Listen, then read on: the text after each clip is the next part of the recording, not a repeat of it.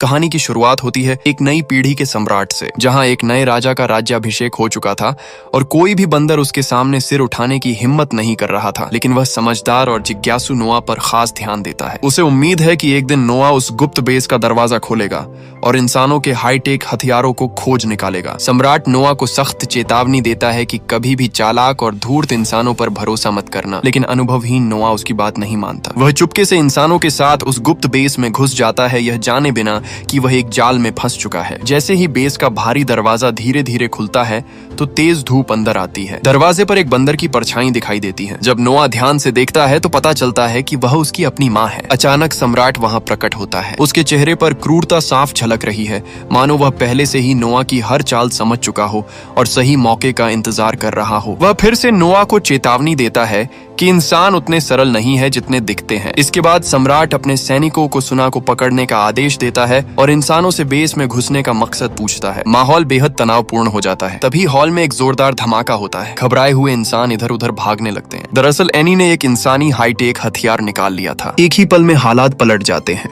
जो बंदर अभी सुना को पकड़े हुए था वह सीधे जमीन पर गिर पड़ता है और उसे कुछ कहने का मौका तक नहीं मिलता। लेकिन सम्राट खुश हो जाता है क्योंकि इंसानों के उन्नत हथियार ही तो उसका सपना थे। वह एनी से कहता है कि अब वह सुरक्षित जा सकती है क्योंकि बेस के अंदर और भी हथियार छिपे हुए थे। अगर वह सब उसके हाथ लग जाए तो दुनिया पर राज करना बस वक्त की बात होगी। इसी बीच पहले से लगाए गए बम में आग लगा दी जाती है और कुछ ही क्षणों में जोरदार विस्फोट होता है। हालात बेकाबू हो जाते हैं और कहानी यहीं से असली मोड़ लेती है। ये कहानी पहले बंदर नेता सम्राट की मौत के सैकड़ों साल बाद की है। बंदरों ने कई कबीले बना लिए हैं जबकि इंसान जंगली जीवन जीने को मजबूर हो गए हैं। कभी आसमान छूती ऊंची इमारतें अब घने जंगलों में बदल चुकी हैं। नोआ एक ऐसे ही कबीले का युवा सदस्य है जो फाल्कन कबीले का एक युवा चिंपैंजी होता है। वह अपने दोस्तों अनाया और सुना के साथ मिलकर बाज के अंडे इकट्ठा कर रहा था ताकि अगले दिन होने वाले वयस्कता संस्कार की तैयारी पूरी की जा सके। लेकिन घोंसले से केवल 2 ही अंडे लिए जा सकते थे। तीनों असमंजस में पड़ गए। तभी ऊंचाई से अचानक बाज की तेज आवाज सुनाई दी। वे तुरंत समझ गए कि ऊपर कहीं और भी एक घोंसला है। रास्ता बेहद खतरनाक था